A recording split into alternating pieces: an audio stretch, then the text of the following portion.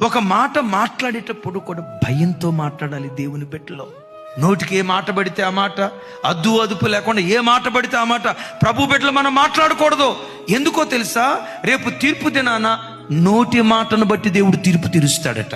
నువ్వు చిన్నతనంలో తల్లి గర్భంలో నుంచి వచ్చినప్పుడు కేరింతలు కొట్టావే, కేరింతలు కొట్టింది మొదలుకొని చనిపోయే ఆఖరి క్షణం వరకు నువ్వు మాట్లాడిన ప్రతి మాట రికార్డ్ అవుతుంది దేవుని దగ్గర.